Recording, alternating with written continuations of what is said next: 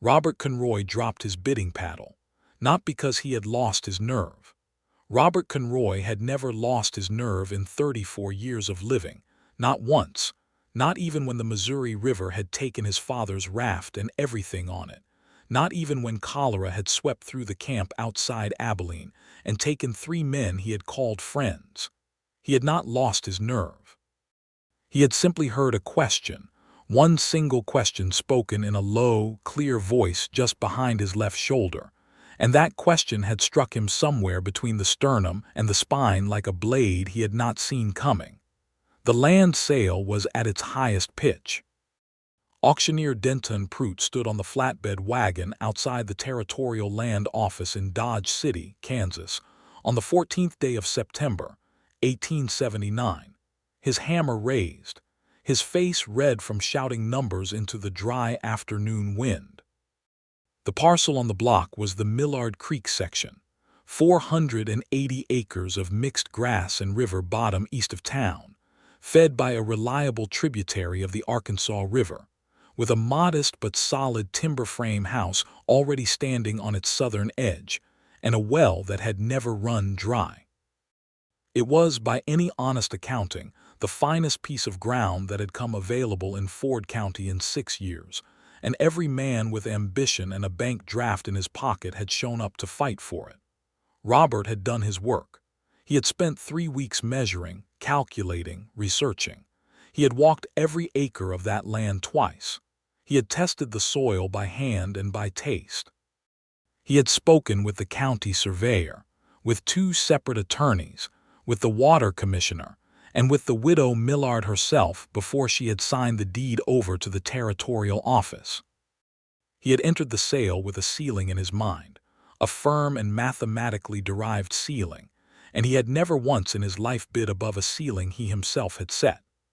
That discipline, that willingness to walk away when numbers no longer made sense, was the reason Robert Conroy had land at all while other men had only stories.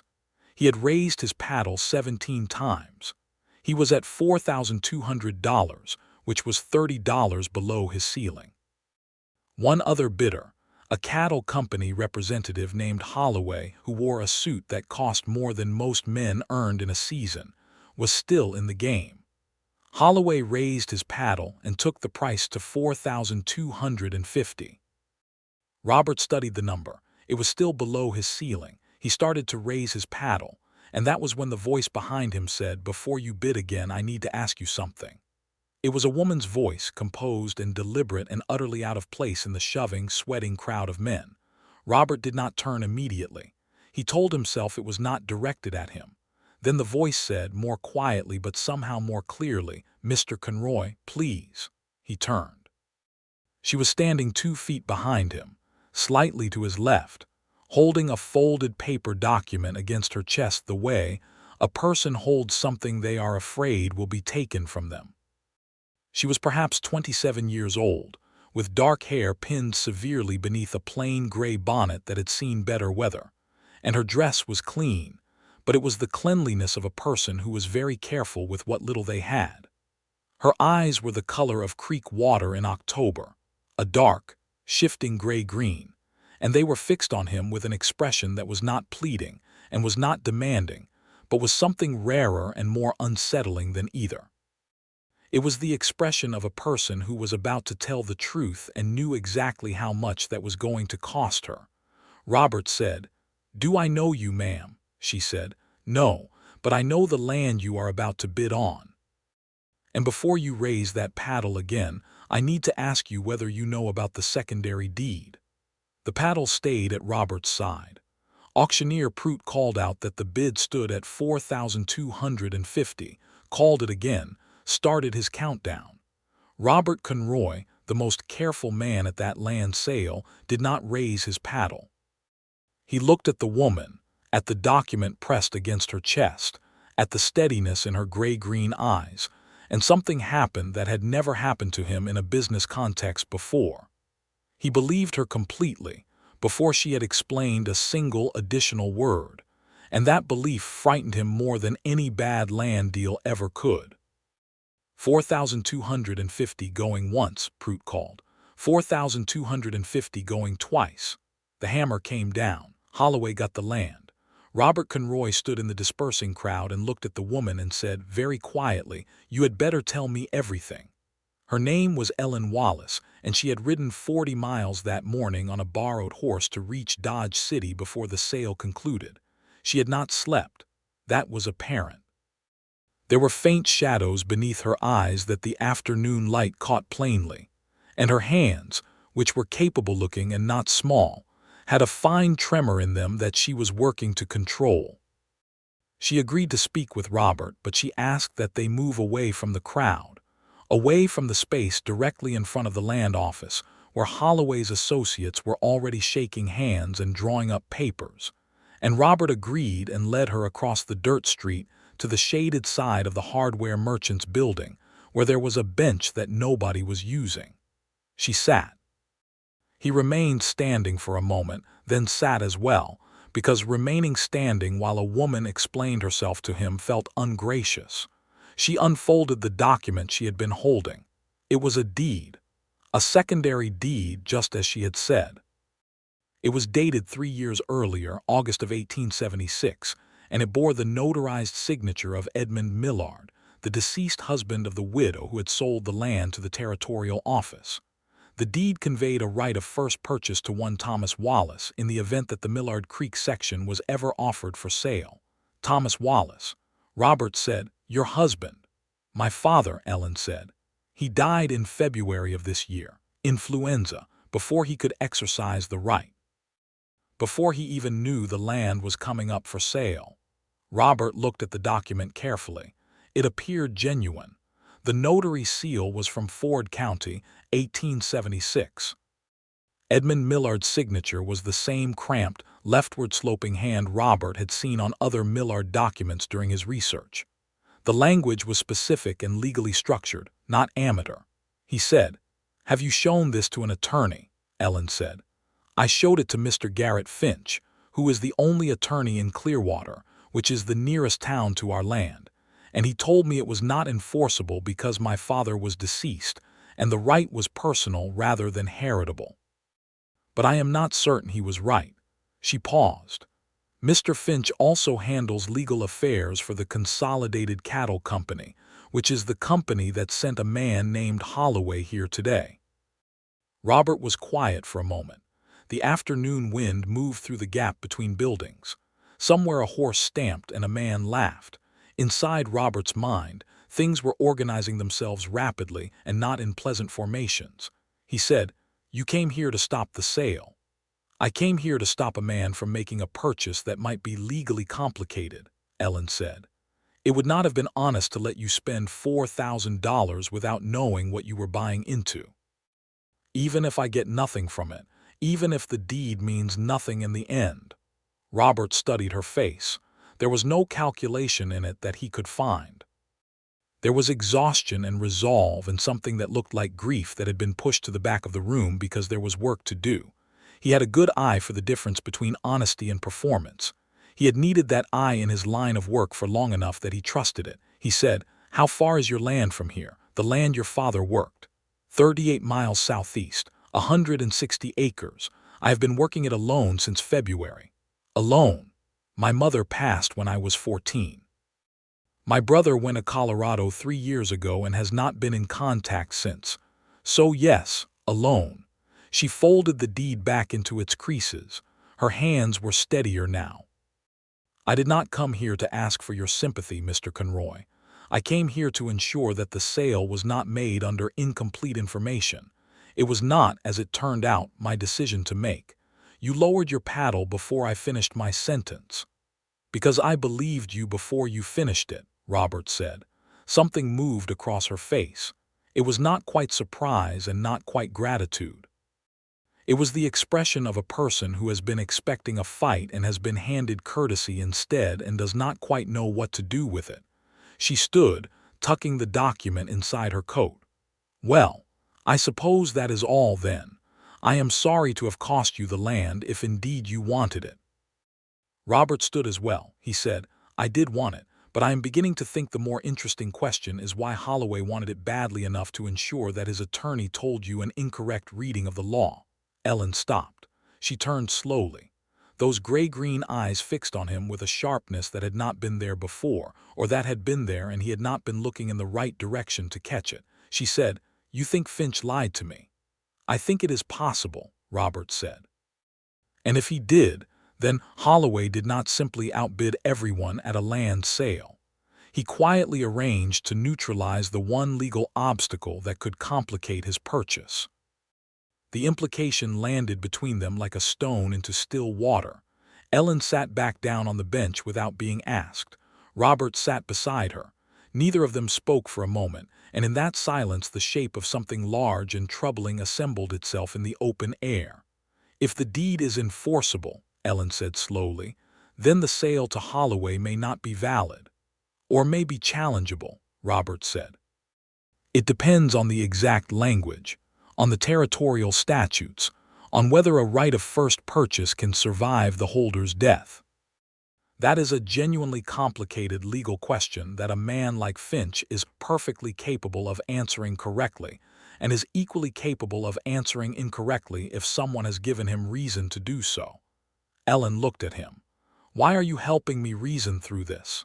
It was a fair question. Robert had no clear answer to it that he felt comfortable offering, because the truest answer was that he had been sitting beside this woman for 12 minutes, and something in him had already decided that whatever she needed, he was interested in providing it. That was not a rational position, and he knew it, so instead he said, "Because I spent 3 weeks researching that land, and I do not enjoy the idea that someone managed to manipulate the sale through a quiet side arrangement. That concerns me regardless of who benefits." Ellen accepted that. He was coming to understand, a person who accepted what was logical and did not push for sentiment that had not been offered. She said, "What would you suggest?" "I know an attorney in Dodge City," Robert said. "A good one. A man who does not work for cattle companies. If you are willing, I would like you to show him the deed today, before Holloway's papers are finalized." Ellen looked at him for a long moment. Then she said, "All right." His attorney was a compact, white-haired man named Solomon Greer, who kept an office above the post office on Front Street, and who had the particular manner of a person who had argued difficult things before difficult judges and won enough times to feel settled in his own competence. He took the deed from Ellen without comment, read it in full twice, and then placed it on his desk and looked at the ceiling for a moment. He said the Clearwater attorney was either mistaken or dishonest. Ellen said, "Which do you believe?" Greer said, "I believe that the right of first purchase as written in this document uses language that implies transferability to heirs, because it specifies the Wallace family's historical connection to the creek boundary rather than naming Thomas Wallace as a purely personal party. A careful reading supports transferability. A motivated reading supports the opposite." He tapped the deed. "You are the surviving heir." "I am." "Do you have documentation of that? Death certificate for your father?" "Any legal record of family relationship?" Ellen said. "I have my father's death certificate. I have our family Bible with births recorded. I have nothing formal." Greer looked at Robert. Robert said nothing. Greer looked back at Ellen. "The sale closed approximately 90 minutes ago," Greer said. "The deed of transfer will not be recorded at the county office until tomorrow morning. That is our window. If I file an injunction tonight, before the deed records, I can freeze the transfer pending a judicial review of the Wallace secondary deed. A judge will then have to rule on whether the right is heritable." Ellen said, "How likely is it that a judge rules in my favor?" Greer said, "In this territory, in this climate, with a large cattle company on the other side, I would say 1 chance in 3.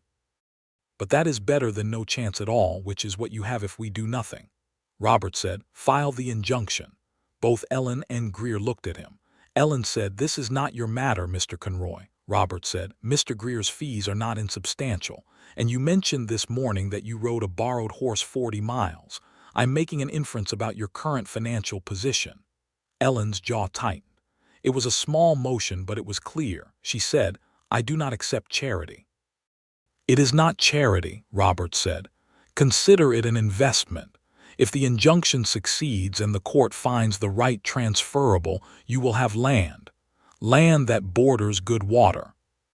I am a man who deals in land, and a woman who owns good land near reliable water is a useful person to know in a business capacity." He kept his voice deliberately practical. "If the injunction fails, I am out Greer's fee, which is not comfortable but is manageable. I would rather lose that than know I walked away from something that mattered." Ellen stared at him. Greer looked at his desk. There was a long pause. Then Ellen said very quietly, "Why does it matter to you?" And Robert, who had promised himself a practical answer, said, "I am not entirely sure yet." It was the most honest thing he had said all day, possibly longer than that. Ellen looked at him for another moment. Something in her face shifted, not much, just slightly, the way a door will move when the wind changes direction outside it. Then she turned to Greer and said, "File the injunction." Greer filed the injunction. He worked quickly, with the purposeful efficiency of a man who knew that time was literal money in situations like this one, and he sent his clerk to the courthouse with the papers as the afternoon light began to angle toward gold. Robert waited with Ellen outside Greer's office. Not inside, because the office was small and Greer needed the space to think and write, and outside there was at least air. They stood on the wooden walkway above Front Street and watched Dodge City do its late afternoon business. A freight wagon ground past, loaded with lumber. Two cowboys argued good-naturedly outside the Long Branch Saloon. A woman hung laundry from a second-story window 3 buildings down. It was an ordinary day for everyone else. Ellen said, "You should know that even if the injunction succeeds, I may not be able to afford a prolonged legal battle." "Holloway's company will have better attorneys than Mr. Greer," Robert said, "probably. So this may simply be a delay." "It may be," Robert agreed. "But delays have their uses. A great deal can change in the time it takes a court case to move through a territorial docket. Land prices shift. Company priorities shift. Sometimes the person you are fighting decides the fight costs more than the land is worth and finds somewhere easier to put their money." Ellen considered this. "You are optimistic." "I am strategic," Robert said. "There is a difference." She almost smiled. It was not quite a smile, but it was the shape of one, a brief softening at the corners of her mouth that appeared and was gone so quickly he was not certain he had seen it. He found that he very much wanted to see it again. He said, "Will you have supper?" "It is past 5 o'clock and I suspect you have not eaten since before you set out this morning." Ellen said, "I need to be careful with my money." "I am asking you to have supper with me, not asking you to spend money," Robert said. "The two are different propositions." She looked at him sidelong. "You are rather direct." "I have been told that." "By who?" "By most people who have spent more than an hour in my company." This time the almost smile made it all the way to a real one, brief and self-contained and slightly reluctant, and Robert felt it land somewhere in his chest with a weight that was disproportionate to its size. They had supper at a clean restaurant near the Cattle Exchange, where the tables had cloth on them and the food was straightforward and good. Ellen ate with the composed efficiency of a person who was genuinely hungry but was not going to make a display of it. She drank coffee and spoke carefully, giving him information in measured portions, not secretively but thoughtfully, the way a person speaks who has learned that information has value and is not to be scattered about carelessly. She had come to Kansas from Ohio 6 years ago with her father and her mother, who had died of a fever 2 years after their arrival. Her father had taken the 160 acres near Clearwater on a homestead claim and worked it through drought and hard winters and the constant pressure of larger operators who wanted access to the creek that ran through the eastern portion of the property. Edmund Millard had been a neighbor, a decent man who had quietly drawn up the secondary deed as a gesture of goodwill and protection, because he had understood that Thomas Wallace was building something real on a small margin and might need a safeguard. Thomas Wallace had never told his daughter about the deed. She had found it in his papers after his death, folded inside an old letter from Millard. Robert listened. He asked questions when they were relevant and did not ask them when they were not. He learned that she could drive a plow, repair a fence line, manage a kitchen garden of significant size, and had traded surplus produce for cash and supplies through the previous growing season. He learned that she had 3 milk cows, a team of draft horses, 12 chickens, and a barn that needed its north wall reinforced before winter. He learned that she had sent 2 letters to her brother in Colorado and received no reply. He did not learn what she was afraid of, because she did not speak about that. But he could see the edges of it in the way she occasionally went still, the way her hands would rest flat on the table, and her gaze would move to the window briefly before she brought it back. She was afraid of losing the land. She was afraid in the specific, visceral way of a person who has already lost several things and understands exactly how loss feels and what it leaves behind. He told her, in return, enough about himself to be fair. He had grown up in Missouri. His father had been a river man, and his mother had died when he was 7. He had come west at 19, with a land agent uncle who had taught him that a man who understood land would never be entirely without resources. His uncle had died in 1872, leaving Robert a small parcel and a large education in how to read land and people and deals. He had built from that, carefully. He owned 2 parcels currently, one leased to a farming family and generating reliable income when he worked himself about 20 miles northeast of Dodge City. He was doing well, not extravagantly. Well, Ellen said, and you have no family. Not at present, Robert said. I have a cousin in St. Louis who writes at Christmas. That is approximately the full extent of it. Ellen said, that is a solitary life. It is, Robert said. I have not always thought of it as a deficiency. She looked at him. But, he met her eyes. But I am beginning to revise certain assumptions. It was the second genuinely honest thing he had said today. He was making a habit of it, and he was not sure whether that was a good development or a dangerous one. He suspected, looking at Ellen Wallace across the white cloth of the restaurant table, that it was both simultaneously. They finished supper. Greer's clerk found them there with a message that the injunction had been filed and accepted, and that a hearing date had been set for 3 weeks hence, and that in the meantime the transfer of the Millard Creek section to Holloway's employer, the Consolidated Cattle Company, was legally frozen.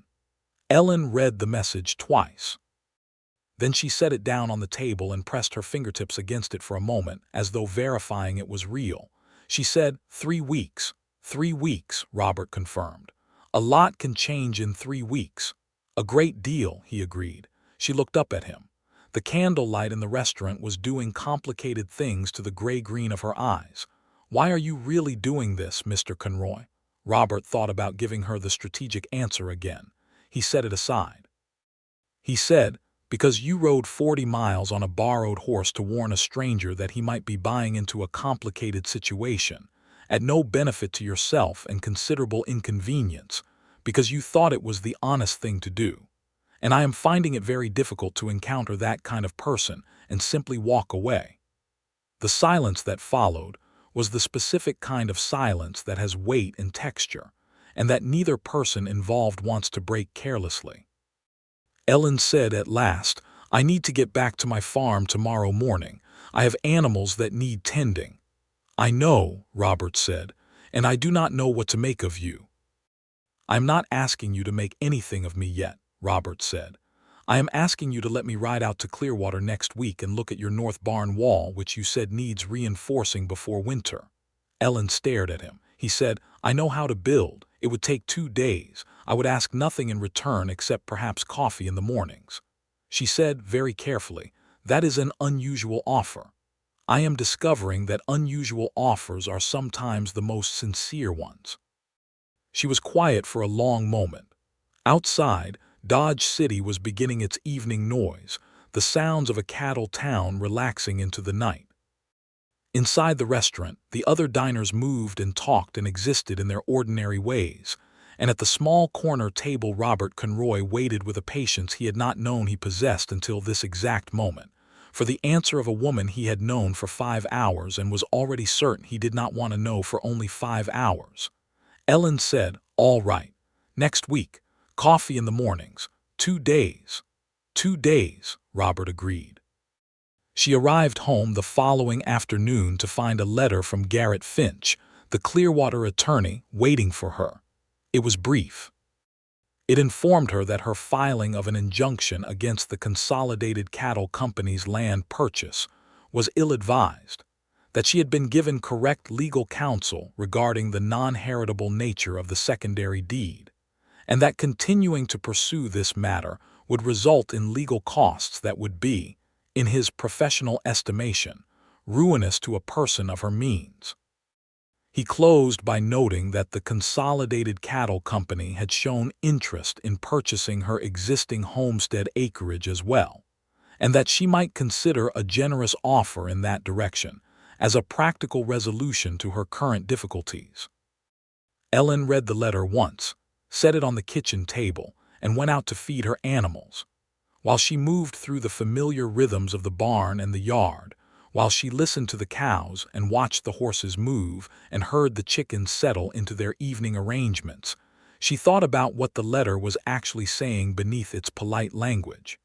It was saying that she was a small obstacle and they expected her to be a practical one. It was saying that the Consolidated Cattle Company had sufficient reach to send pressure through a small-town attorney within 24 hours of a legal filing in Dodge City. It was saying that she was alone, and they knew it. She thought about Robert Conroy's face when he had said he was beginning to revise certain assumptions. She thought about Solomon Greer reading the deed twice and saying carefully and methodically that the Clearwater attorney had been either mistaken or dishonest. She thought about the fact that 40 miles of riding on a hard morning had produced, at minimum, a 3-week legal freeze and possibly something else entirely that she was not ready to examine directly. She wrote back to Finch the next morning. She said that she appreciated his perspective and had nothing further to add at this time. It was, she felt, the most economical possible way of telling him that she intended to do nothing of what he was suggesting. She put the letter in the post and went back to her farm and worked the rest of the week with the sustained focus that grief and determination produce when they run together in the same channel. She reinforced the chicken coop. She turned the kitchen garden for the last time before frost. She patched the smaller gap in the north barn wall with boards she had been saving and left the larger section for the promised visit that was coming, and that she told herself she was looking forward to only in a practical capacity. She did not entirely succeed in believing herself. Robert arrived on Monday, the 22nd of September, 1879, driving a wagon with lumber and tools in the back and a horse tied alongside. He arrived in the mid-morning, and the sky was the particular hard blue of late Kansas September, the kind of blue that made the yellowing grasses glow. He drove up the rutted track to Ellen's farmyard, and she came out of the barn to meet him, and for a moment they simply stood in the open space between the wagon and the barn door and looked at each other. He said, "Good morning." She said, "Good morning. Coffee is on the stove." He tied off the horse, got down from the wagon and followed her into the kitchen, and that was how it began, the ordinary domestic fact of two people in a kitchen with coffee between them, which is the most quietly significant situation that exists. The house was small but well-ordered. Everything in it had been placed with thought. The window above the dry sink faced east. The wooden table was scrubbed pale.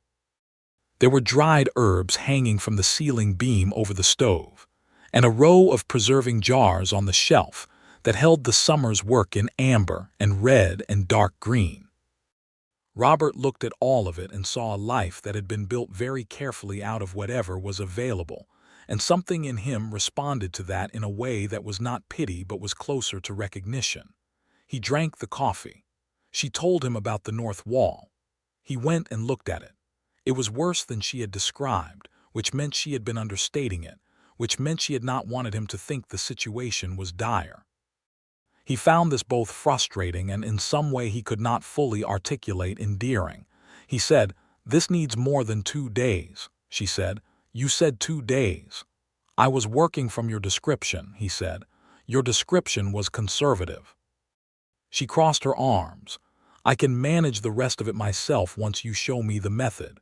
He looked at her. She looked back.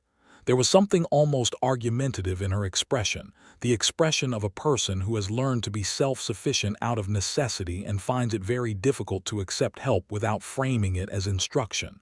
He said, 3 days. She said, 2.5. He said, done. They worked through Monday, he framing out the replacement section, and she assisting with more skill than he had expected, handing lumber and holding boards in place and asking the right questions. And by late afternoon, the new frame was in and half the boarding was up. They took supper inside and spoke about the hearing, which Greer had informed them by post would involve a territorial judge named Harmon who had a reputation for being genuinely impartial, which in 1879 Kansas was notable enough that both Greer and Robert considered it significant. Tuesday, the second wall section went up, and they began on the roof line of the damaged section, which had also settled more than Ellen had admitted. Robert worked steadily and spoke when he had something to say and was quiet when he did not, which was the kind of working presence that Ellen found, she admitted to herself, deeply comfortable in a way that surprised her. She had been alone for 7 months.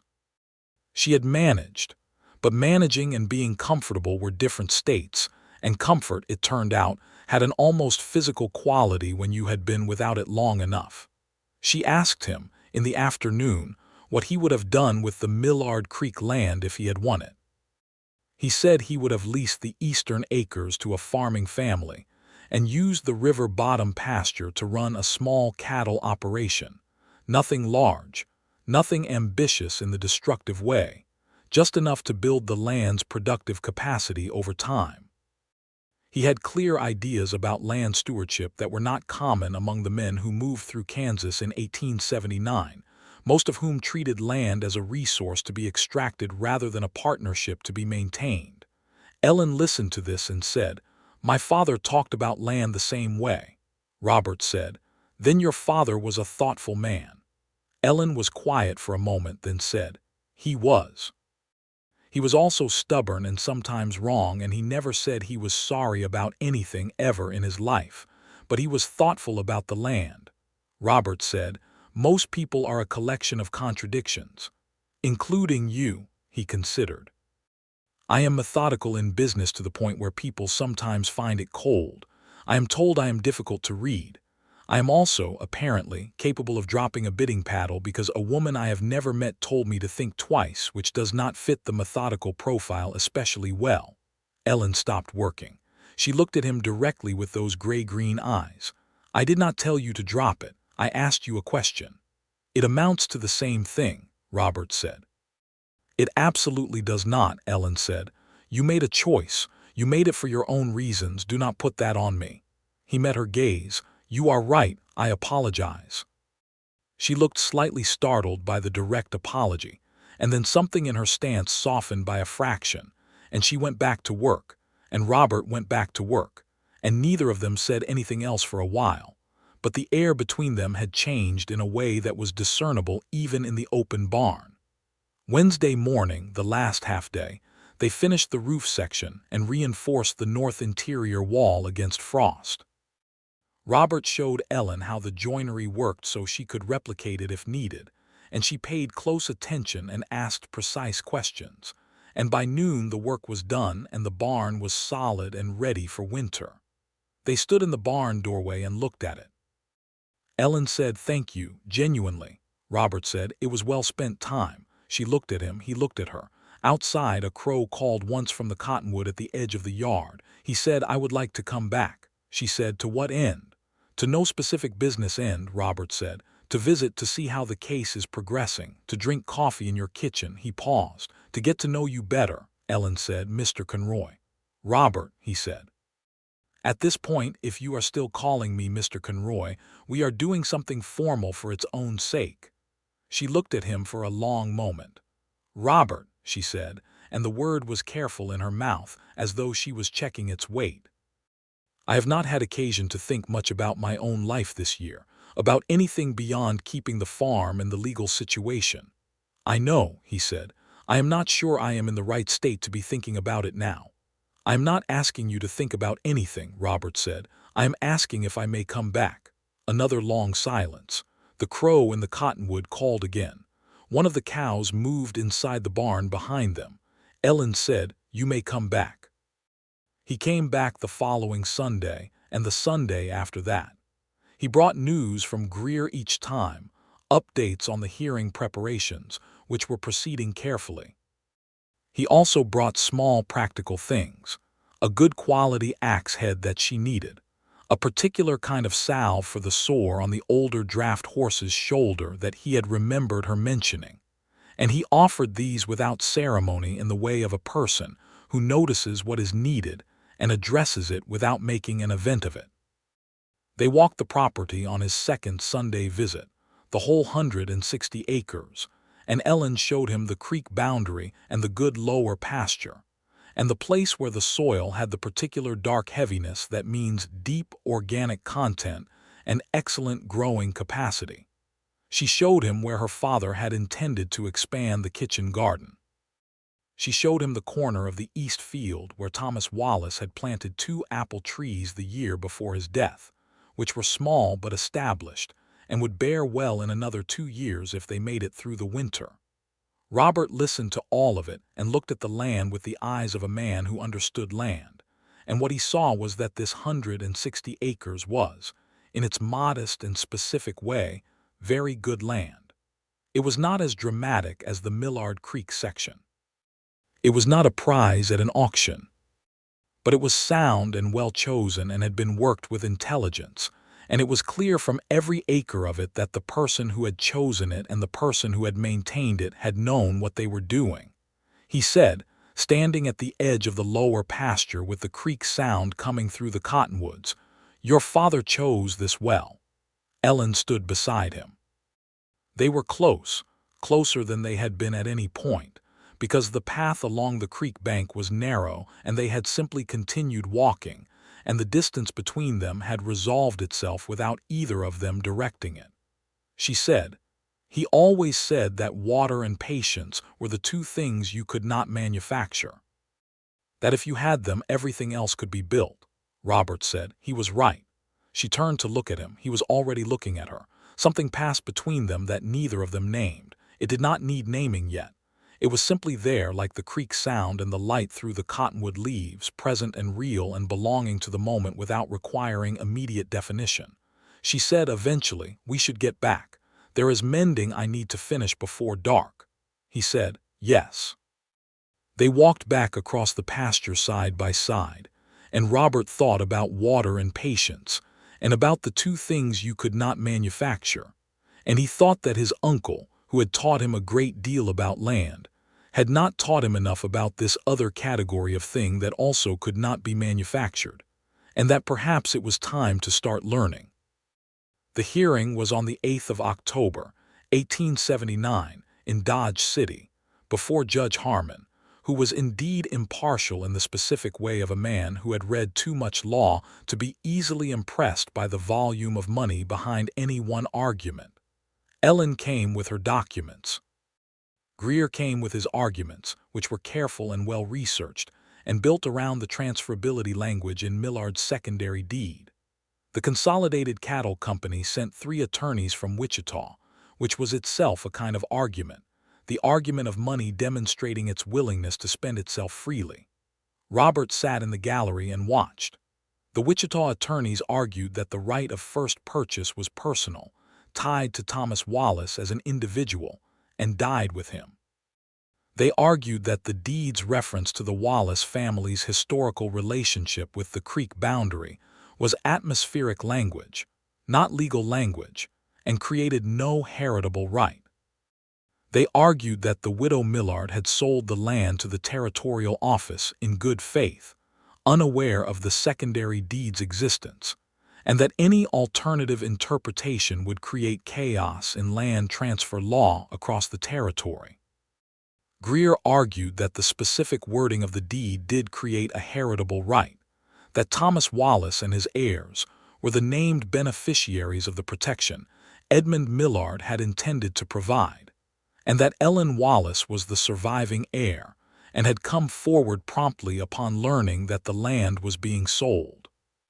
He also argued, quietly but clearly, that Garrett Finch of Clearwater had provided the surviving heir with a legal opinion that served the Consolidated Cattle Company's interests rather than his clients', and that this was a matter the court should note. Judge Harmon asked questions.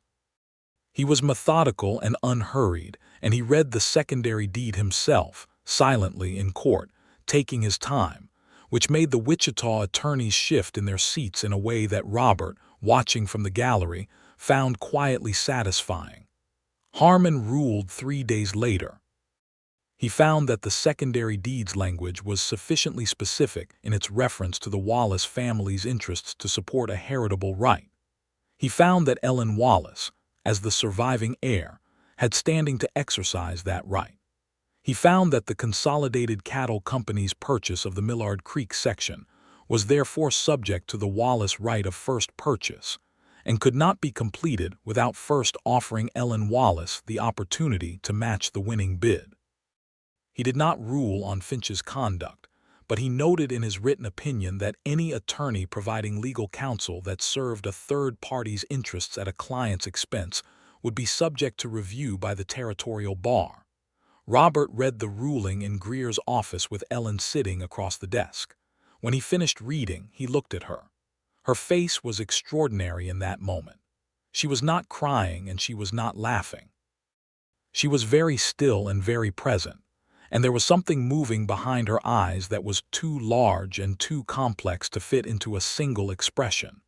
And he thought that what he was seeing was the specific feeling of a thing that has been lost being returned. She said very quietly, "He left it to me." Greer said, effectively, "Yes. The Millard Creek parcel is now yours to purchase at the auction price of $4,250 within 30 days. The silence that followed was a different kind of silence. It had a specific sharp edge to it. Ellen said, "I do not have $4,000. Greer said, "No," Ellen said. "I have perhaps $300 in reserve after this year's crop and sales, and the farm." "But the farm itself is not liquid." Greer said, "No," Robert said. "I have $4,000. Both of them looked at him. He said, "I had planned to spend it on the Millard Creek land. I did not spend it because of certain developments. It is still available." Ellen said, "Robert," he said, "I am not suggesting a charity arrangement. I am suggesting a partnership. A formal legal partnership properly documented in which I provide the purchase capital for the Millard Creek section and you contribute the right of purchase, which is what makes the acquisition possible at all. We divide the land. You take the portions that adjoin your existing homestead. I take the eastern sections. We each work our own portions independently." Ellen stared at him. Greer was looking at his desk with the expression of a man who is professionally occupied with a piece of paper but is listening to every word. Ellen said, "That is not a standard arrangement." "No," Robert said. "You would be taking a significant financial risk to secure land that you will only partially control." "Yes. And in return you would get the eastern sections, which are good but not as water-adjacent as the western portions." "That is correct." She was studying him with the directness that he had come to recognize as her particular form of seriousness, the way she looked at things when she was trying to see all the way through them. She said, "Why?" He said, "Because the arrangement is fair. Because your right of purchase is what makes the whole thing legal and possible. Because I have been thinking about that lower pasture of yours and the apple trees and the way the good soil runs along the creek boundary. And I think that a partnership between your 160 acres and the Millard Creek sections would create something significant, something worth building." He paused. "And because I would like a legitimate reason to be in this part of Ford County on a regular basis." Another silence, a long one. Outside Greer's window, Front Street moved through its morning business entirely indifferent to what was happening in the office above the post office. Greer said very gently, "I can draft the partnership agreement today if you would like to review it." Ellen said, "Give me a moment." Greer gave her a moment. Robert gave her a moment. The moment stretched into 2 minutes, which is a long time to be quiet in an attorney's office. Then Ellen said, "Draft the agreement. I will review it." Greer drafted it. Ellen reviewed it carefully, which took 2 hours and involved specific questions that impressed Greer enough that he commented on her precision.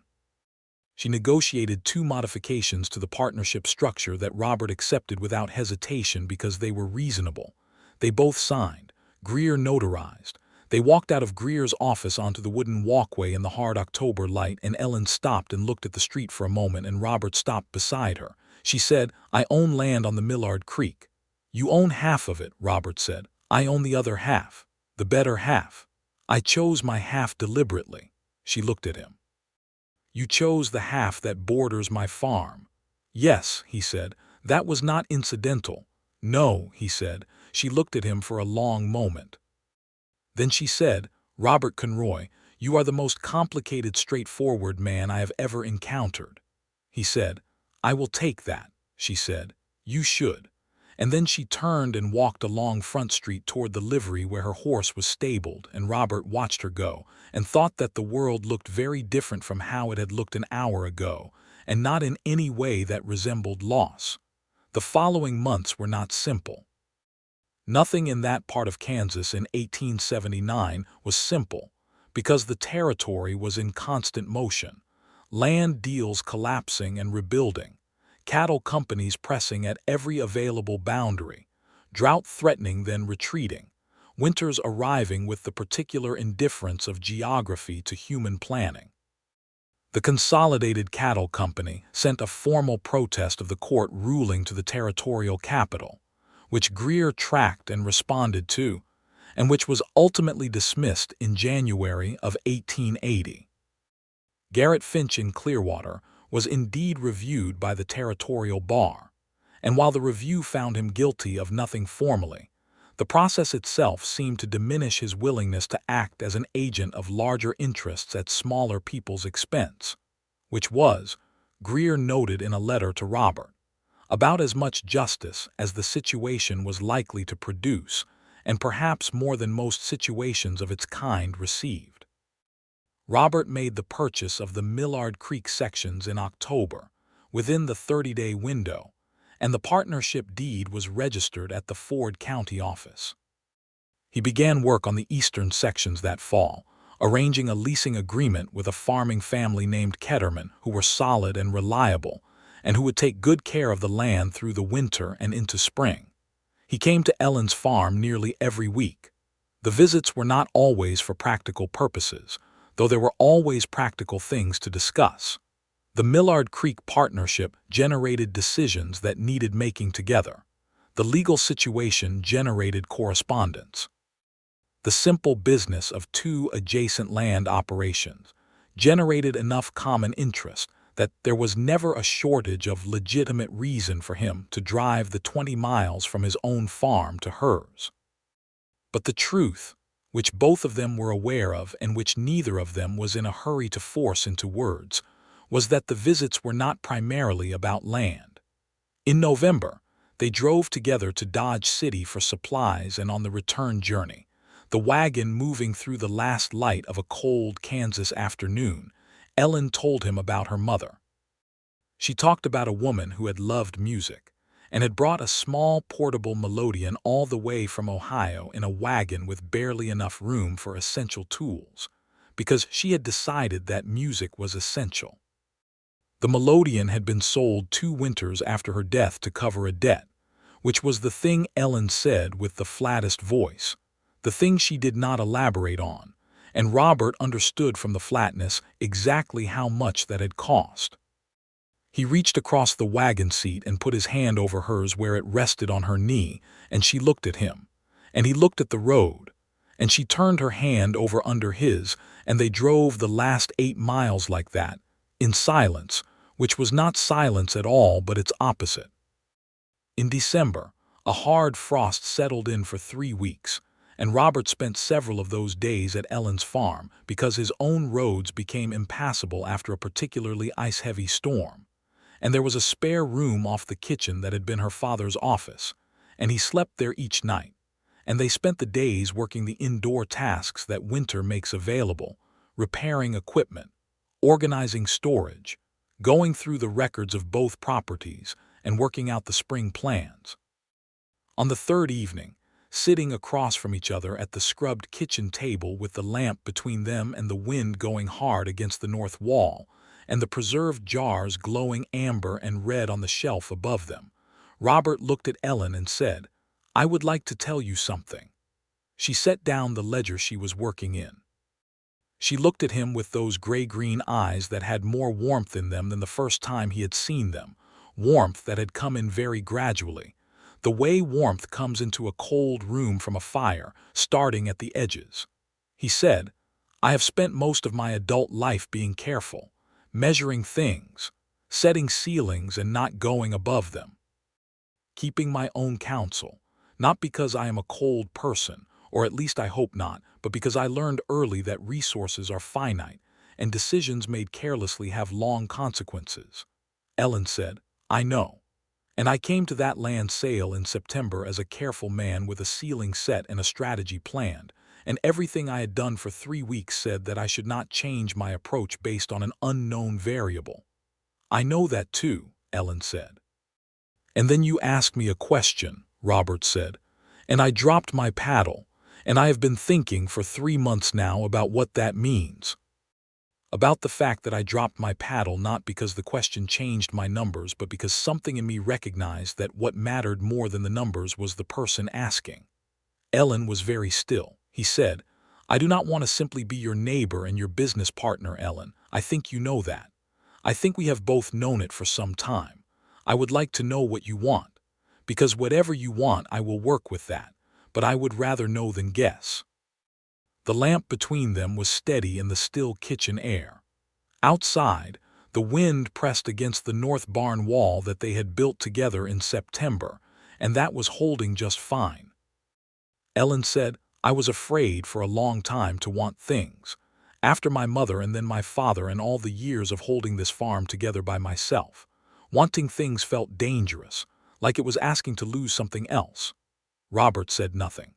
She said, "And then you appeared at the land sale, and you had done all of this careful preparation, and you had a ceiling and a plan, and I ruined your plan with a question, and you did not resent it. You believed me before I had finished explaining. And that is something I have been thinking about too." He said, "What have you concluded?" She said, "I have concluded that wanting things is still dangerous, but that some things are worth the risk of wanting." He said, "Is this one of them?" She looked at him across the lamp, across the ledger and the coffee cups and the ordinary objects of an ordinary winter evening. She said, "Yes." He stood up from the table. He came around to her side. She turned in her chair to face him, and he offered his hand, not to shake it but as something else, and she took it and stood. And they were very close in the warm lamp light with the winter pressing at the walls and the whole quiet farm gathered around them. And Robert said, "Ellen Wallace, I would very much like to court you properly and openly, with the intention of asking you something more significant in due course." She said, "Then you had better start." He kissed her. It was gentle and certain, and it was nothing like a business arrangement and nothing like a carefully calculated decision. It was the thing that is left when you have set aside the ceiling and the strategy and the measured caution, the thing that lives underneath all of that, and that is, it turns out, considerably more durable. The courtship was not long.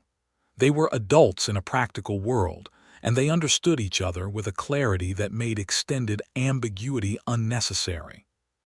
Robert asked her formally in February of 1880, on a Sunday afternoon, standing in the lower pasture near the creek where the ice was just beginning to crack with the suggestion of spring, and he had been preparing what to say, but when the moment came he simply said, "I would like to marry you. I believe we would do very well together in every way that matters, and I believe I love you, and I would like to spend the rest of my life finding out the full extent of both of those things." Ellen said, "I love you too," and yes, he had brought a ring. It was modest and well made, a small Montana sapphire set in gold, purchased from the best jeweler in Dodge City after 3 visits in which he had been extremely specific about what he was looking for, which had amused the jeweler considerably.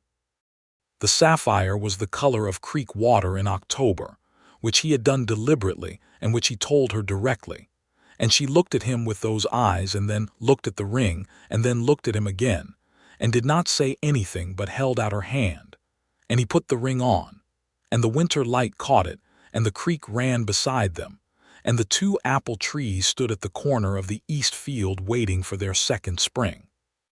They married in April of 1880 at the Clearwater Church, which was the nearest church to both their properties, a small service with Greer present as a witness, because he had been a reliable participant in their story, and the Ketterman family, who had been leasing Robert's eastern acres and who had become fond of both of them over the winter, and a handful of neighbors who came because the Wallace farm and the Conroy holdings, combined, represented a significant and well-regarded operation in that part of Ford County, and people were interested. It was a clear day with the kind of light that Kansas produces in April, a generous, wide-open light that makes everything look as though it has been recently washed. Ellen wore a dress she had made herself, a deep blue wool that was better than anything she had owned before, and Robert wore the good suit that he rarely had occasion to wear, and they stood in front of the minister and said what people have always said in front of ministers, and it meant exactly what it has always meant and also something specific to them that no one else in the room could precisely translate. At the small celebration afterward, held at the Ketterman farm because it was large enough and because Mrs. Ketterman had been emphatic on the point, Solomon Greer proposed a toast and said that he had seen many land cases in his career, and some of them had been dramatic, but none had produced results he found more satisfying than this one. Everyone laughed. Ellen and Robert looked at each other from across the room with the particular look of people who have a private understanding of a public story. They went home to Ellen's farm, which was their farm now, and which sat alongside the Millard Creek Partnership land, and which together formed something that was, in the particular vocabulary of the Kansas frontier, a real holding, a place. The summer of 1880 was good. The rains came at reasonable intervals. The kitchen garden produced exceptionally. The Millard Creek lease with the Kettermans generated reliable income. Robert's own parcels continued to provide return. Ellen's cattle were healthy, and her milk production was strong, and she had added 4 more chickens and a second kitchen garden plot along the south fence for the herbs she had always wanted more room for. They worked together as naturally as though they had been working together for years, which in a sense they had been, the months of neighboring and partnering having produced a working compatibility that most couples take much longer to develop. Robert had learned the particular rhythms of her farm. Ellen had learned the way his mind worked through a problem, the quietness first, and then the precise question that went straight to the center of the difficulty. They disagreed sometimes about specific decisions, about the right approach to the north pasture, about whether to take a particular offer from a cattle buyer. They disagreed plainly and resolved disagreements with the same directness they brought to everything, and neither of them held conclusions resentfully once they had been reached. He told her things about himself in the evenings that he had not told anyone, the way his father's death on the river had felt, the years with his uncle and what they had built and what they had not managed to build, the loneliness that had been present for so long that he had learned to experience it as simply the background condition of his life, and had forgotten that backgrounds could be different. She told him things she had held for years, the fear that had accompanied every season alone on the farm, the anger she still carried about her brother's disappearance into Colorado without a word, the grief that was layered like sediment in her, her mother's melodeon sold for a debt, her father's hands at the end, The long winter between his death and the land sale, when she had kept the farm going through sheer determination, and had wondered sometimes at night whether determination would turn out to be enough. She was in his arms when she said that, lying in the dark in the room that had been her parents' room and was now theirs, and he said, "It was enough. It brought you to that sale." "It brought you to me," she said. "I came to warn a stranger," he said, "and the stranger turned out to be the man who was going to fall in love with you." She was quiet for a moment. Then she said very softly, "I am glad I asked the question." He said, "So am I every day." In September of 1880, 1 year after the land sale that had changed everything, Ellen discovered she was expecting a child. She told Robert on a morning when the year had turned golden again, the same quality of light as the morning of the auction, and Robert sat down at the kitchen table and looked at his hands and then looked at her and said nothing for a moment, and she thought briefly that perhaps she had misjudged his response, and then she saw his face. She had seen him careful. She had seen him determined. She had seen him quiet and focused and occasionally frustrated and very rarely uncertain.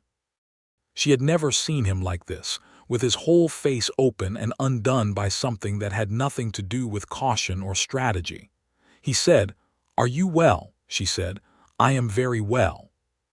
He stood up and came to her and held her in the kitchen with the morning light coming through the east window, and she thought that her mother would have liked him, the certainty of him, the way he showed up for things. Their son was born in May of 1881, which was a fine time to arrive in Kansas because the world was green and the air was mild, and everything seemed to be in the business of growing.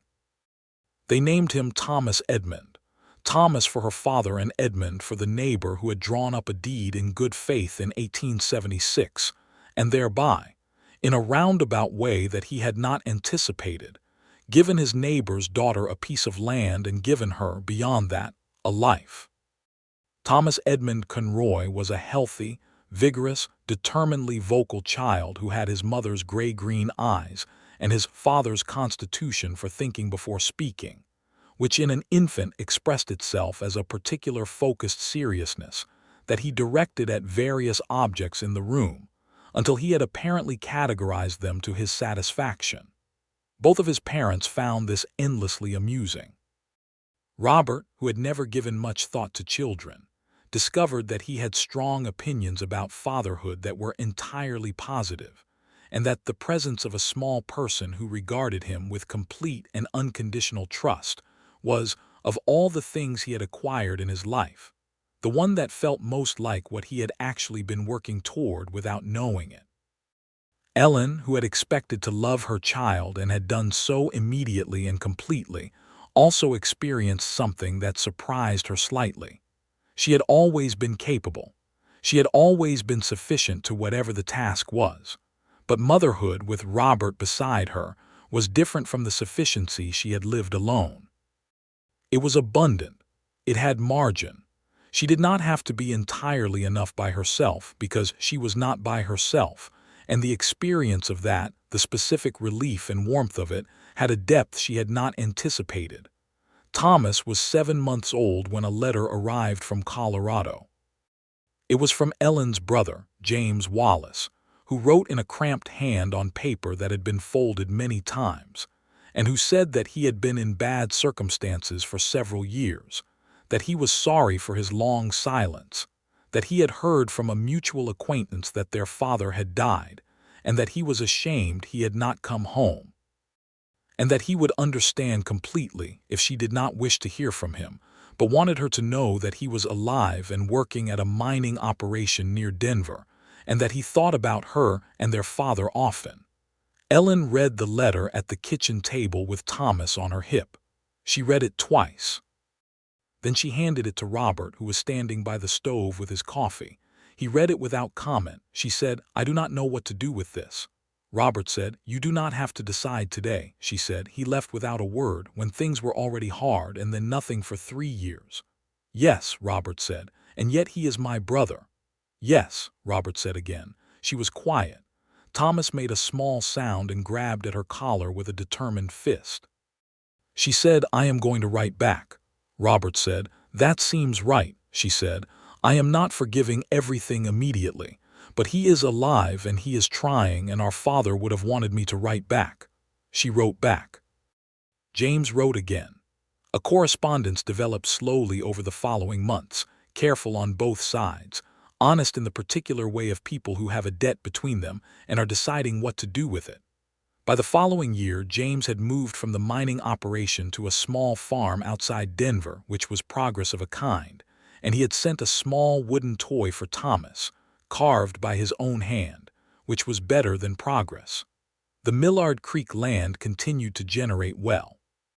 The partnership with Ketterman evolved into a more substantial arrangement as the Kettermans expanded their operation with Robert's support, creating a farming enterprise on the Millard Creek Eastern Acres that was one of the more productive operations in that part of Ford County by 1882. Ellen had expanded into a small dairy operation, which she ran with characteristic organization and a quality of butter and cheese that had established a reliable market in Clearwater and had begun to reach as far as Dodge City. They hired a hand, a young man named Francisco who had come up from Texas with a cattle drive and had not gone back, partly because he had found the work of a settled farm more to his liking than the constant movement of the trail, and partly because Ellen had fed him supper one evening when he came looking for work, and had spoken to him in the direct, non-condescending manner of a person who is evaluating a potential employee rather than deciding whether to be charitable. And he had found this sufficiently unusual to be worth staying for. He was a good worker and became a reliable presence on the farm within a season. Robert's two older parcels, the one leased and the one he had worked himself before his marriage, were incorporated into the broader enterprise over time as the boundaries of their joined operation expanded naturally. It was not an empire, and it was not intended to be. It was, as Robert had told Ellen once about his plans for the Millard Creek land, something productive and sustainable, built with care for what the land could actually support rather than what ambition might impose on it. In the summer of 1883, Ellen found that she was expecting their second child. Thomas was by then a busy and interested 2-year-old who had opinions about nearly everything and had recently discovered that the chickens could be directed, with effort, in specific directions across the yard, which occupied him for significant portions of each morning. Ellen told Robert about the second pregnancy on an evening in June, and this time he did not need a moment to compose himself. He simply took her hands and said, "Good." She laughed.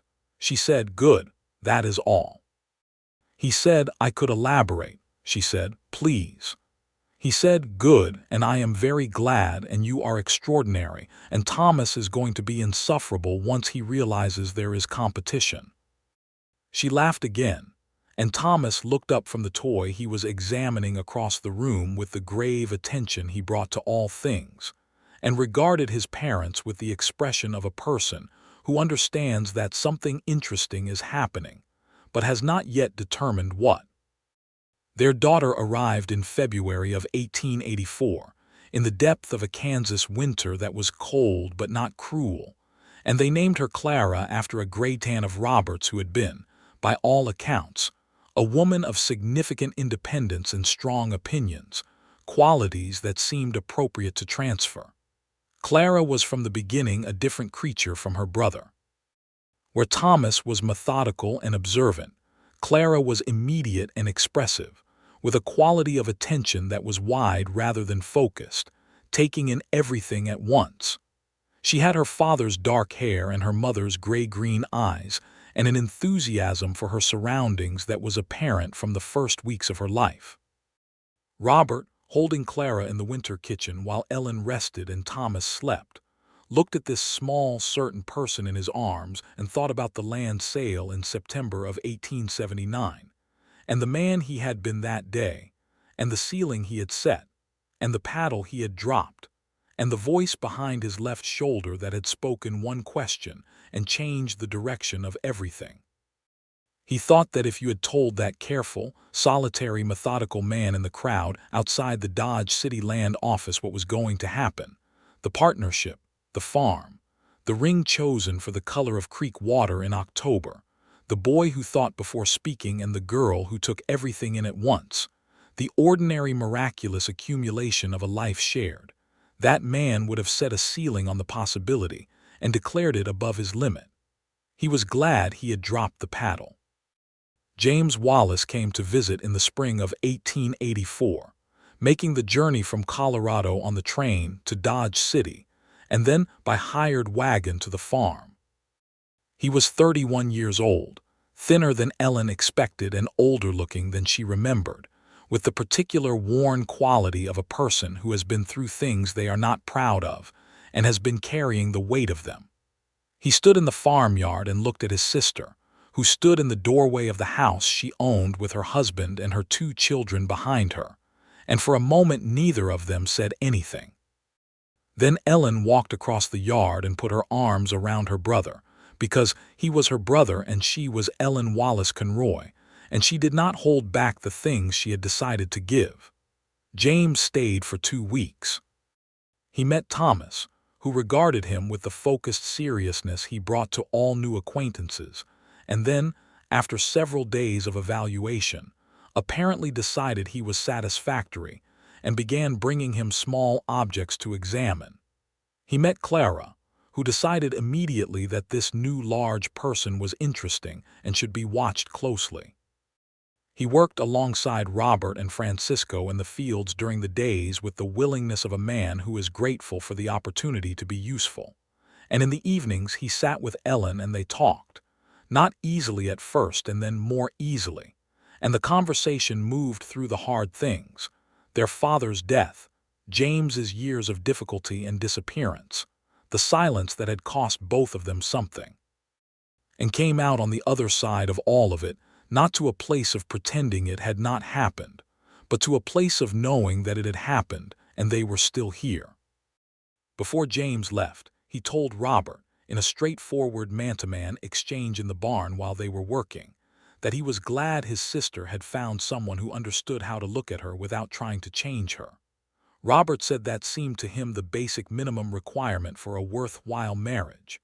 James said that he had not always met the basic minimum requirement for much of anything, but was working on it. Robert said that seemed like sufficient foundation to build from.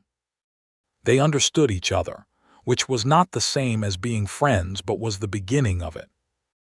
James returned to Colorado but wrote regularly now, and the letters had a different quality, less careful, more direct, more like the letters of a man who has decided to stop performing his contrition and simply live it. Robert read the letters when Ellen shared them, which she usually did, and offered opinions when asked. The legal business of the farm continued to be occasionally complex. Kansas land law in the early 1880s was in constant evolution, the Homestead era generating new disputes and precedents at a rate that kept men like Greer perpetually occupied. Robert kept careful records of their property boundaries, deeds, and partnership structures, and he reviewed these records annually with the same methodical thoroughness that had defined his approach to business before a certain September morning had rearranged his priorities. He was still careful. He would always be careful. But the ceiling he had learned to set on things was now considerably more accommodating of the things that could not be quantified, which made him a happier man and a better partner in both the legal and the personal sense of the word. In 1885, the Consolidated Cattle Company, which had made several subsequent attempts to expand its holdings in Ford County through aggressive purchasing, encountered a combination of drought losses and over-leveraged debt that forced a significant contraction of its Kansas operations. Holloway, the representative who had bought the Millard Creek land at the 1879 auction, was no longer with the company. The eastern sections of the county that Consolidated had acquired reverted through debt resolution to the Territorial Land Office and were subsequently sold in a smaller, quieter auction that generated no drama. Robert and Ellen stood outside that particular auction together. They did not bid. They had what they needed, and they both understood that the impulse to acquire beyond what you could genuinely care for was the source of most of the bad outcomes in this particular landscape. They watched the parcels go to new owners, mostly families, mostly small operators, and Robert put his hand on the small of Ellen's back, and she leaned slightly into him, and they were both thinking about September of 1879 without saying so. On the way home, driving the wagon through the late October light that was the same golden quality as the light on the day of that original auction, Ellen said, "Do you ever regret it, not buying the Millard Creek land yourself that day?" Robert thought about it honestly. He said, "No, the way it resolved was better than my plan would have been." "Better how?" He looked at her. The light was doing what it does in October in Kansas, making everything richer and more definite, and Ellen's face in that light was the face he had been looking at for 6 years and that he had not yet come close to finishing with, which he considered to be one of the better indicators of a sound investment. He said, "I had a plan to buy land. What I got was all of this. A man would have to be very committed to his original plan to prefer it." She said, "You were committed to your original plan." "I was," he said, "and then you asked a question." She said, "One question." "One question," he confirmed. "That is all it took." She looked at the road ahead. The horses moved at their steady pace. Thomas, who was 4 and extremely interested in horses and their management, was sitting between them on the wagon seat with his hands on his knees, paying close attention to the technique with which his father handled the reins. Clara, who was nearly 2, was asleep against Ellen's side with the complete confidence of a small person who knows exactly where she belongs. Ellen said, "I am glad I asked it." Robert said, "So am I," she said. "I did not know when I asked it that I was asking for all of this." He said, "Neither did I when I dropped the paddle." She took his arm, not his hand but his arm, wrapping both her hands around it, which was the gesture she made when she was very comfortable and very present and very much where she wanted to be. The wagon moved through the October light toward their farm, toward the barn they had built together, and the kitchen garden and the apple trees that were bearing now, their 3rd autumn of bearing, and the house that had been hers and had become theirs and contained their lives. They passed the corner where the boundary of the Millard Creek Partnership land met the boundary of the original Wallace homestead, and Ellen looked at that corner as she always did when they passed it, the invisible line that was visible to both of them because they knew it so well. She said, "My father would have liked this." Robert said, "He would have liked you having it." She said, "He would have liked you." He said, "I hope so." She said, "He would have taken a while to show it. He was stubborn, as I mentioned. But he would have liked you." She paused. "The way you look at the land, the way you think about building things rather than just taking from them. He would have recognized that." Robert was quiet for a moment. Then he said, "I think about him sometimes. The way he chose this land and planted those trees the year before he died. He was planting for someone else to harvest. That takes a particular kind of faith." Ellen said, very softly, "He had that." They turned up the track toward home. The late light caught the windows of the farmhouse and made them glow, and the barn was solid and sound, and the pasture was golden, and the creek, the sound of the creek, was present even from here, running its reliable course as it had always run, as it would continue to run, indifferent to human drama and human love and the long patient accumulation of a life well lived, and also somehow entirely appropriate to all of it. Francisco met them in the yard to take the horses. Thomas was awake by the time they stopped, and was down from the wagon before Robert could lift him, which was Thomas's standard position on the matter of his own mobility.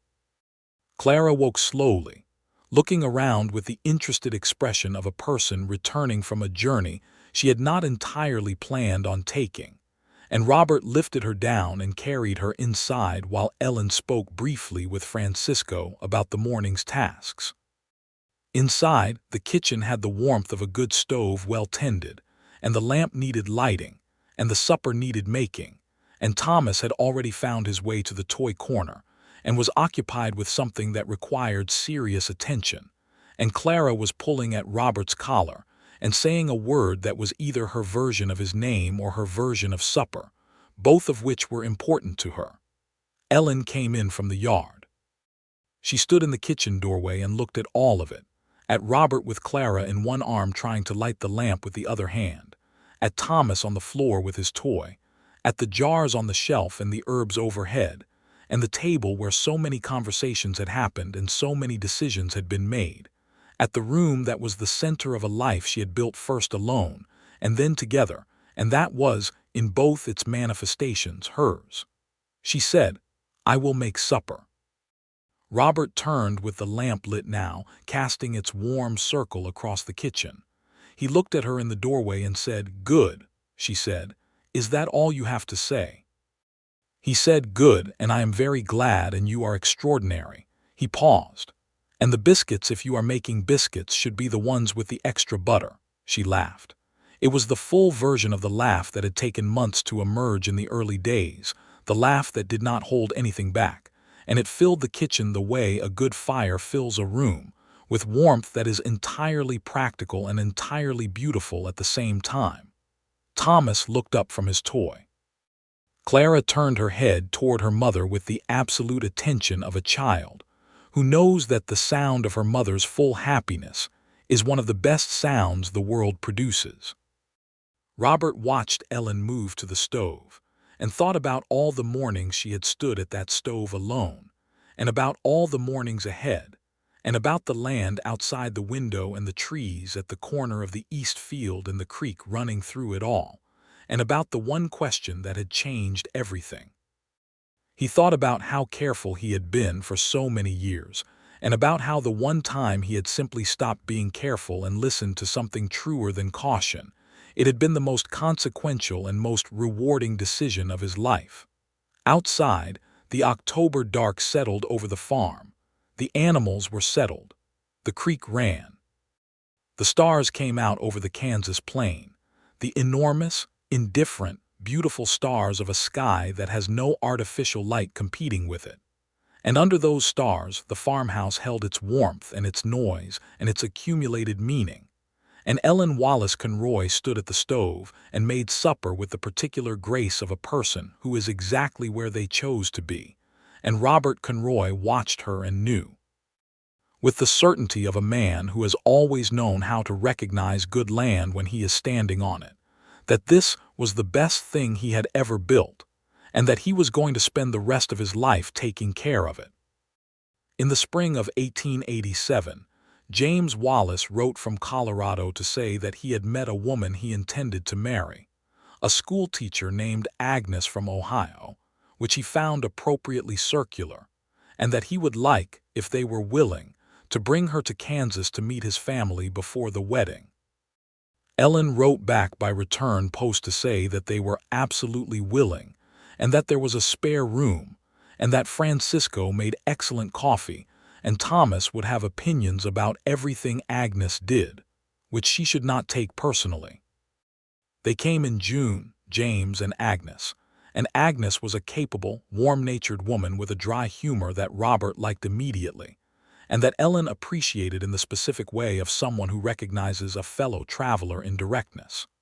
The visit lasted 10 days, and included a great deal of conversation and some work and several evenings of the kind that are simple on the surface and considerable underneath. People around a table, talking, building the ordinary architecture of family. On the last evening, James and Robert sat on the porch after supper while Ellen and Agnes were inside with the children, and James said, "You know, when I wrote that first letter, I was not sure she would respond." Robert said, "I know," James said. "She would have been within her rights not to." "Yes," Robert said. James said, "I spent a lot of years making decisions for reasons that were not good ones, running away from things instead of toward them." He was quiet for a moment, looking out at the dark of the farmyard. "She made it possible to come back, not by forgiving everything at once, by just writing back." Robert said, "That is how she is. She extends what she has decided to extend fully, and she doesn't do it for the performance of it." James said, "Your father was like that too, then, Thomas. He would give a thing completely or not at all." Robert thought about this. She gets that from him. James said. I think she does. He paused. You are good for her. Robert said. She is good for me. We are fortunate in each other. James looked at him. He said, she told me once in a letter that you dropped your bidding paddle because she asked you a question, that you believed her before she finished explaining. That is accurate, Robert said. James said, most men wouldn't have done that. Robert said, most men would have been wrong. James was quiet for a moment. Then he said, I am glad you were not most men. Inside, Ellen laughed at something Agnes said, the full laugh, no holding back. And both men on the porch heard it, and both of them recognized that a house where that sound lived was a house that was doing something right. Robert said, so am I. The years continued to move in the way of good years, with enough of the expected difficulties to keep things honest and enough of the unexpected gifts to keep things extraordinary. The farm grew and then reached its natural size and held there, because both of them understood that a thing grown past its capacity for care becomes something diminished rather than something greater. The Millard Creek partnership with the Kettermans remained productive and good-natured, adapting as the land and the family on it adapted. Thomas, at 7, was reading with a thoroughness that Robert recognized as his own tendency taken to its natural expression in the next generation, spending hours with the almanac and the agricultural journals that came by post, coming to his parents with questions that were often more sophisticated than they expected. Clara, at 5, had decided that the farm's outdoor operations were primarily her concern, and followed Francisco around with a level of supervision that he bore with considerable good humor, having apparently decided that a small girl who wants to learn everything about horses and cattle is an asset rather than a complication. In the fall of 1888, standing in the lower pasture on an October morning with the same light that always seemed to return in October, the golden quality that belonged specifically to that landscape and that season, Ellen said to Robert, I think there may be another baby coming. Robert turned from the fence he had been examining. He looked at her. She looked at him with those gray-green eyes that were the same as they had always been, the color of creek water in October, of the sapphire ring she had worn for 8 years. He said, Are you well? She said, I am very well. He said, Good. She laughed. Is that still all you have to say? He came across the short grass to her and took her hands and said, Good, and I love you. And Thomas is going to be even more insufferable about this one than he was about Clara. And Clara is going to supervise the entire situation with a level of authority that Francisco would recognize. And the apple trees are bearing well, and the barn is solid, and the creek is running, and everything is exactly as it should be. She said, That is quite a bit more than good. He said, You deserve quite a bit more. Yes. She leaned against him in the October light, on the land that had been her father's intention for her and that had become her life, on the land that had produced a question and an answer and everything that followed from them. And Robert held her with his arms around her and his face in her hair and the Kansas sky above them, enormous and clear and full of light. The creek ran. The apple trees held their autumn fruit. Somewhere on the other side of the house, Clara could be heard supervising something with great enthusiasm, and Francisco's patient voice could be heard responding. Thomas was in the kitchen with his almanac, determining something specific about the winter ahead. And the land was good, and the life was good, and the careful man who had dropped his paddle, and the woman who had ridden 40 miles on a borrowed horse to ask one honest question had found, in each other, the one thing that no amount of careful planning had ever been able to account for, and without which no amount of good land would have been sufficient. They had found the thing that makes a place into a home, and a life into something worth the living of it. And they were, in the full and genuine and unperformed sense of the word, happy.